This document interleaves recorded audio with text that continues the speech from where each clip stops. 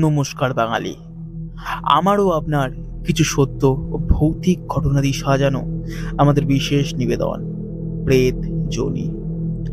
আজকে তোমাদের জন্য বেলুড় গড়ের ব্রহ্মদত্তি ঘটনা পাঠে ও অন্যান্য চরিত্রে আমি রাজ, গ্রাফিক্সে রোহান।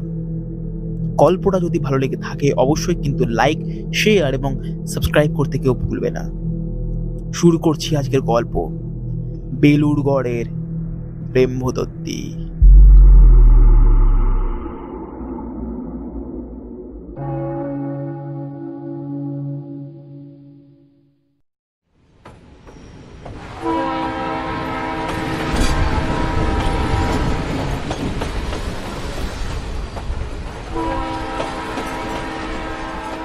রাত 1:55 শেষ ট্রেনটা এই মুহূর্তে বেলুড়গড় স্টেশন ছাড়লো।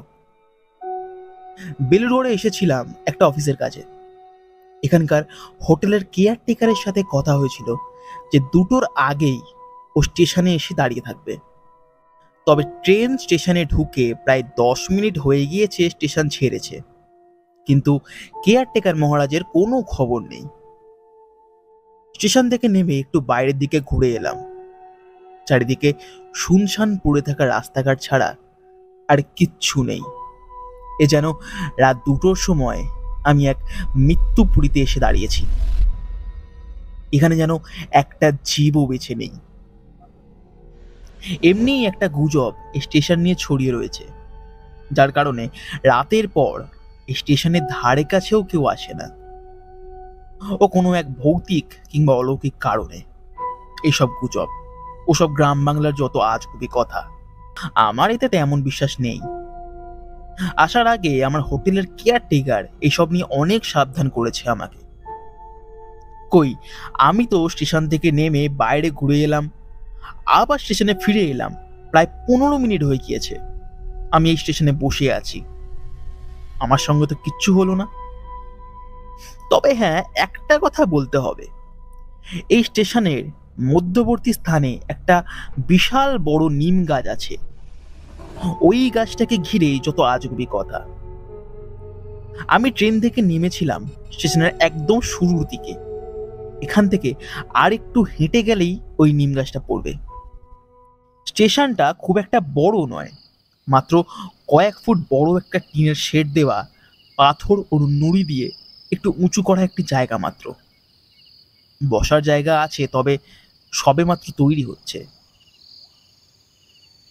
হাঁটতে হাঁটতে বসার জায়গা খুঁজতে খুঁজতে স্টেশনের শুরুর থেকে কিছুটা ভেতরের দিকে হাঁটা শুরু করেছি। ঠিক তখনই চোখে পড়ল একটা বিরাট নিম গাছ। বুঝলাম এই সেই নিম গাছ। কাছে যেতে বুঝলাম সত্যি নিম গাছটা একটু বেশিই বড়। এই নিঝুম রাতে পূর্ণিমার মায়াবী চাঁদ উঠেছে। এখানে চলতে থাকা 2-3টে স্ট্রিট ল্যাম্পের আলোয় হঠাৎ চোখ গেল নিম গাছটার তলায়। চোখ যেতেই প্রায় বুকটা যেন ধড়াস করে উঠল। একটা বেশ বড় সড়ো মাপের মানবীয় অবয়ব বসে আছে নিম গাছটার বেদিতে। মনের ভেতর থেকে কেউ যেন বলতে শুরু করলো, আচ্ছা, ও সত্যি মানুষ তো, নাকি ওই কেয়ারটেকারের বলা আজগুবি গল্পের কোনো সত্য ভয়ঙ্কর রূপ? খানিক দূর থেকে চিৎকার করে বললাম, কে কে ওখানে? দূর থেকে এলো একখানা গম্ভীর বয়স্ক কাশির শব্দ। বুঝলাম না, এ আর যাই হোক কোনো ভূত নয়। আচ্ছা, হাজার হলেও ভূতের কি কখনো কাশি হয়? নিজের মনেই হাসলাম। একটা স্বস্তির নিঃশ্বাস ফেলে হাঁটা দিলাম ওই নিম গাছটার দিকে। নিম গাছটার কিছুটা সামনে যেতে দেখলাম একজন বয়স 70-এর ব্রাহ্মণ ভদ্রলোক একখানা ধুতি ও নামাবলী গায়ে চাপিয়ে পদ্মাসনে বসে আছেন। মাথার মাঝখানটায় চুল নেই, আর চারিদিকে সাদা উস্কো খুস্কো চুল। দেখেই মনে হচ্ছে অনেক দিন হয়ে গিয়েছে চুল আঁচড়ান না। ওনার চোখ নিচের দিকেই ছিল। না জানি কিভাবে বুঝলেন আমি এসে ওনার সামনেই দাঁড়িয়েছি। বলল, কে কে তুমি? প্রশ্নটা যেন হঠাৎ করেই ছুড়ে বসলো আমার দিকে। বললাম, আগে আমি অনন্ত পরামানিক, কলকাতা থেকে আসছি। এসেছো তা ভালো কথা, তবে এই স্টেশনে রাতের পর যে থাকতে নেই সে কথা কেউ জানায়নি তোমায়? আর তা জানিয়েছিল, তবে আমি তো এখানকার কিছুই চিনি না, আর আমার কেয়ারটেকার এখনো অবধি আমায় আনতে আসেনি। তাই কোথায় যাই বলুন? এতক্ষণ লোকটা চোখটা নিচের দিকে করেছিল। এতক্ষণ পর লোকটা আমার দিকে তাকালো। বাবা, সে কি চাহনি! বুড়োর যৌবনের সেই চোখের জ্যোতি যেন এখনো ঠিকরে বের হচ্ছে। বলল, কোথায় যাবে? এখানে রাতের পর আর কেউ আসে না। যতক্ষণ না আসে এখানে বসো। অনেকদিন কারো সাথে কথা বলিনি। বুড়োর কথায় আর না করতে পারলাম না। গিয়ে বসলাম বুড়োর পাশে। আমি পাশে বসতেই লোকটা দেখলাম পদ্মাসন ছেড়ে এইবার পেরিতে পা ঝুলিয়ে বসলো এবং বলল, আচ্ছা, এই স্টেশনে কেন রাতে কেউ আসে না জানা আছে? না, জানা নেই। কেন বলুন তো? ব্রহ্মদত্তির কথা কখনো শুনেছো? হ্যাঁ, সে শুনেছি, ওই ছোটবেলায় ঠাকুমার ঝুলি বা গল্পের বইতে পড়েছি। কেন? লোকে বলে এই স্টেশনে নাকি ব্রহ্মদত্তি আছে। সেই ভয়ে কেউ রাতে করে এধারে ঘেঁষে না। এরা আদৌ জানে না ব্রহ্মদত্তি এমন এক আত্মা বিশেষ যা শুধু লোকের খারাপই করে না, ভালো করে। মানুষের মধ্যে তো খারাপ ভালো থাকে, তাই না? এদের মধ্যেও থাকে। আজ অব্দি কখনো শুনিনি স্টেশনে যাকে দেখে সবাই ভয় পায় সে তাদের কোনো ক্ষতি করেছে। ব্রহ্মদত্তি সবচাইতে পবিত্র, সবচাইতে জ্ঞানী আত্মা, বুঝলে হে? বুঝলাম। তা এইখানে এইসব কবে থেকে শুরু হলো? তা অনেক বড় ঘটনা, শুনবে? একদিকে হোটেলে কেয়ারটেকার তখনও এসে পৌঁছয়নি, এবং এই নির্জন স্টেশনে একা বসে মশাদের সঙ্গে গল্প করার থেকে এই বুড়োর সাথে খানিক আসর জমালে মন্দ হবে না। তার উপর এই নির্ঝুম রাত, এবং যদি ভূতের গল্প হয়। বললাম, হ্যাঁ, তা এখন অডেল সময়, বলুন না, শোনাই যাক। বুড়োটা এতক্ষণ বেদি থেকে পা ঝুলিয়ে বসেছিল, এইবার আবারও আগের মতন পদ্মাসনে বসে বলতে শুরু করলো। তা গোটা 10 থেকে 12 বছর আগেকার ঘটনা। স্টেশন থেকে বেরিয়ে ডান হাতে যে মন্দিরটা আছে, ওই মন্দিরের অতি পুরনো পুরোহিত ছিলেন, নাম নিতাই ঠাকুর। স্বভাব চরিত্রেই বলো আর জ্ঞানে গুণেই বলো, ওনার থেকে শিক্ষিত লোক আমি এই গ্রামে আজ অব্দি দুটো দেখিনি। এ কথা আমি না, সম্পূর্ণ গ্রামই জানতো। শুধুমাত্র বিদ্যালয়ে গিয়ে বই পড়ে পাশ করে শিক্ষিত হলেই যে তাকে জ্ঞানী বলা যায় তা কিন্তু নয়। নিজেদের ইতিহাসের ব্যাপারে, নিজেদের ধর্মের ব্যাপারে যদি আমরা না জানি তবে প্রকৃত অর্থে শিক্ষিত হলেও আমরা নিজেদেরকে জ্ঞানী বলতে পারি না। নিতাই ঠাকুর ছিল এই দিক থেকে একদম পারদর্শী মানুষ। ও যেমন ভাবে রাধা মাধবের পুজো করতেন, মানুষ সম্মোহিত হয়ে ওনার পুজো দেখতো, বুঝলে? মধ্য বয়সে নিজের স্ত্রীকে হারিয়েছেন। সন্তান বলতে পাড়ার কুচে কাচারা। নিজের সমস্ত জীবনটাই এই মন্দিরেই কাটিয়েছেন। তা উনি মারা গেলেন কিভাবে? এই গ্রামের কুচে কাচাদের মধ্যে কয়েকজন স্টেশনে খেলে বেড়াতো।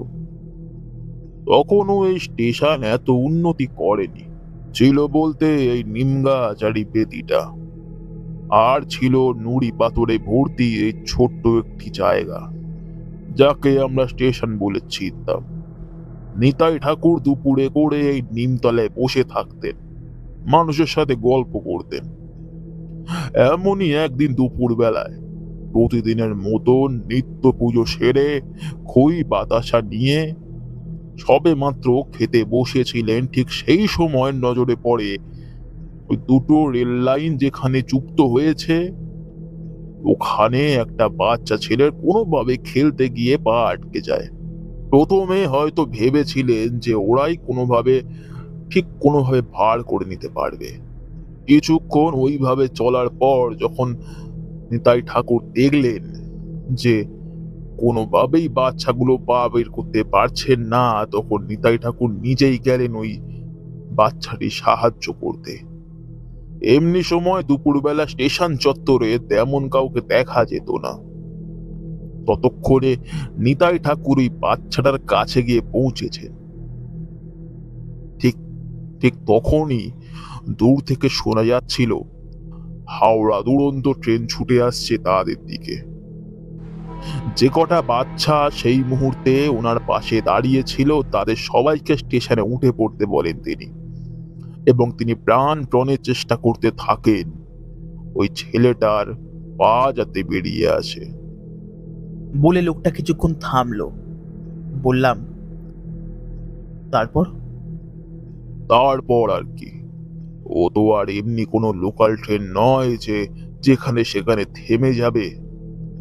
হাওড়া দুরন্ত ট্রেন থামতেও মিনিট খানেক তো সময় লাগেই। আর যতটা দ্রুত ট্রেনটা আসছিল আর ট্রেন চালকের যতক্ষণে এই ব্যাপারটা চোখে পড়েছিল ততক্ষণে অনেকটাই দেরি হয়ে গিয়েছিল। কোনো ক্রমে বাচ্চাটাকে বাঁচাতে পারলেও নিতাই ঠাকুর নিজেকে বাঁচাতে পারেননি। ট্রেনে কাটা পড়ল নিতাই ঠাকুর। লোকটা শেষ করার পরে হঠাৎ কোথা থেকে যেন প্রচন্ড সুন্দর একটা অচেনা মিষ্টি গন্ধে কেমন যেন চারিদিক ভরে উঠল। বললাম, এটা কিসের গন্ধ? এখানে তো তেমন কোনো ফুল গাছও দেখছি না। চন্দন চন্দন, ও চন্দনের গন্ধ। কোনো ব্রহ্মদত্তি যদি আশেপাশে থাকে তবে এই গন্ধ পাওয়া যায়। কথাটা শুনে কেমন যেন গলাটা শুকিয়ে আসলো আমার। ব্যাপারটা বোধহয় লোকটা বুঝতে পেরেছিল। আমার মুখের দিকে তাকিয়ে হঠাৎ দেখলাম হাসতে শুরু করলো। বলল, হুম, হুম, হুম, মজা করছি মজা করছি, আমিও তো পুরোহিত, আমাদেরকেও চন্দনের ফুলে মাখতে হয়, তারই হয়তো গন্ধ পাচ্ছ। তবে হ্যাঁ, এটা সত্যি, আশেপাশে যদি কোনো ব্রহ্মদত্তি থাকে তাহলে এই গন্ধ পাওয়া যায়। কথাটা শুনে খানিক স্বস্তি হলেও একটা কথা হঠাৎ মাথায় এলো। বললাম, আচ্ছা, এই স্টেশনকে ঘিরে এই যে এত গুজব, কেউ কি আদৌ কখনো ব্রহ্মদত্তি দেখেছে? আমি তো প্রায় গোটা রাত এখানে বসে আপনার সঙ্গে গল্প করেই কাটিয়ে দিলাম। কই, আমি তো কিছু দেখতে পেলাম না। কথাটা শুনে লোকটার মুখে কেন জানি না এক ধরনের অদ্ভুত হাসি দেখা গেল। ওই যে কোনো মানুষ অনেক কিছু জানে তবুও বলতে চায় না, তখন ঠিক তাদের মুখে যেরকম হাসি দেখা যায়, ঠিক ওরকম হাসি। বলল, ব্রহ্মদত্তিকে তুমি সাধারণ কোনো প্রেতাত্মার মতো ভেবেছ নাকি? কোনো মানুষ যদি প্রচন্ড পরিষ্কার মনে না হয়, হাজার চেষ্টার পরেও ব্রহ্মদত্তি দেখার তার কপাল হয় না। এমনকি সাধারণ মাপের প্রেতাত্মারাও ওই ব্রহ্মদত্তিকে এড়িয়ে চলে, বুঝলে? এমন নয় যে যেসব ব্রাহ্মণ মরলেই ব্রহ্মদত্তি হয়। অনেক কালে ভদ্রে কালের প্রভাবে হয়তো তো 6 বছরে 2 থেকে 3 জন পুরোহিত মারা যাওয়ার পর ব্রহ্মদত্তি হয়। কথাটা বলে লোকটা খানিক স্থির হয়ে সোজা তাকায় এবং বলে, বাইরের দিকে যাও, তোমাকে নিয়ে যাবার জন্য কেউ এসেছে। আমি অবাক হয়ে তাকিয়ে থাকলাম লোকটার দিকে। এখান থেকে স্টেশনের বাইরে যাবার রাস্তা বেশ খানিকটা দূরে। কেউ যদি এসেও আমাকে ডেকে থাকে তবে আমি দেখতে পেলাম না, উনিই বা বুঝলো কি করে? কথাটা মাথায় এসেছে কিনা ঠিক সেই মুহূর্তে লোকটা আমাকে বলল, আহা, এমন কিছু নয় রে বাবা। বাইরে দিয়ে দেখলাম একজন উঁকি মারছে। একবার দুবার ডাকও দিয়েছে। আমার গল্পে তুমি এতটাই মত্ত ছিলে তাই হয়তো শুনতে পাওনি। যাও, অনেক রাত হয়েছে, যাও, ভালো থেকো। কথাটা শুনে ভাবলাম যে কথাটা হয়তো সত্যি। ওনার গল্প আমি সত্যিই প্রচন্ড আগ্রহের সঙ্গে শুনছিলাম, তাই হয়তো শুনতে পাইনি। ব্যাগ কাঁধে নিয়ে লোকটাকে প্রণাম জানিয়ে হাঁটতে শুরু করলাম বাইরের দিকে। এবং বাইরের দিকে গিয়ে দেখলাম সত্যিই কেয়ারটেকার মহারাজ এতক্ষণে এসে দাঁড়িয়েছে স্টেশনের সামনে। একেই ফেব্রুয়ারির একদম শেষের সময়, ভোর হতে তখনও ঢের দেরি, তবুও হালকা হালকা শীত তখনও ছিল। আমাকে দেখে কেয়ারটেকার বলল, सर जी, हम माफ कर दीजिए। गाड़ी निकलने के बाद ही देखा कि टायर पंचर है। और ठीक कराने में ही समय लग गया। माफ कर दीजिए। লোকটার মুখটা দেখার পর বেধড়ক ঝাড় দিতাম, তবে তার অসুবিধার কথা শুনে সত্যি রাগটা খানিক কমে গেল। বললাম, আচ্ছা ঠিক আছে, নাও ব্যাগটা গাড়িতে তোলো। কথাটা বলে পকেটে হাত দিয়ে একখানা সিগারেট বার করতে যাব, ঠিক সেই সময় দেখলাম পকেটে সিগারেটের খামটা নেই। অন্যান্য পকেটেও খুঁজলাম, তবে ওখানেও পেলাম না। বুঝলাম ওই নিম গাছের তলায় যখন বসে গল্প করছিলাম তখনই কোনোভাবে পকেট থেকে পড়ে গিয়েছে। এবং এ কথাও মাথায় এলো যে যার সঙ্গে আমি এতক্ষণ বসে গল্প করছিলাম তার নাম জিজ্ঞাসা করতেই আমি বেধড়ক ভুলে গেছি। সত্যি এ ভারী অন্যায়। এতক্ষণ ধরে যার সঙ্গে আমি গল্প করছিলাম তার সামান্য পরিচয়টুকুনি আমি নিলাম না। ভাবলাম যাই, আরও একবার গিয়ে নামটা জেনে আসি এবং আমার জিনিসটাও নিয়ে আসি। বললাম, ভাই তুমি গাড়িতে বসো, আমি একটা জিনিস ভুলে গিয়েছি স্টেশনে, এক্ষুনি আসছি। কথাটা বলে প্রায় ছুটলাম স্টেশনের ভেতরের দিকে। তবে হয়তো দ্বিতীয়বার স্টেশনের ভেতরে যাওয়াটা আমার উচিত হয়নি। নিম গাছটার দিকে খানিক এগোতেই এমন কিছু দেখব তা হয়তো আমি স্বপ্নতেও কখনো কল্পনা করতে পারিনি। একটা ভয়ঙ্কর দৃশ্য দেখে থমকে দাঁড়ালাম। হঠাৎ করে চারিদিকে চন্দনের গন্ধ যেন ভরে উঠল। স্টেশনে চলতে থাকা ওই বিজলি বাতিগুলো হঠাৎ করে জ্বলতে নিভতে শুরু করেছে এবং সেই জ্বলতে নিভতে থাকা বিজলি বাতিতে দেখলাম একজন প্রায় 8-9 ফুটের কাছাকাছি প্রকাণ্ড কালো অবয়ব মাথা নিচু করে বসে আছে। তার এক পা বেদি থেকে ঝুলছে এবং অন্য পা বেদির ওপরে পদ্মাসনে রয়েছে। তার ওপরে তার লম্বা ডান হাত। তার শরীরে ব্রাহ্মণের বৈদ্যে স্পষ্ট। নিম গাছটির তলায় যেন ধ্যানমগ্ন হয়ে বসে আছে ওই প্রকাণ্ড অবয়বটি। আমার বুঝতে ফোটাও সময় লাগলো না যে এতক্ষণ যে আমার সঙ্গে গল্প করছিল, এতক্ষণ যে ঘটনাগুলো আমাকে বলল, এ তারই ঘটনা এবং ইনি এই বেলুড়গড়ের ব্রহ্মদত্তি।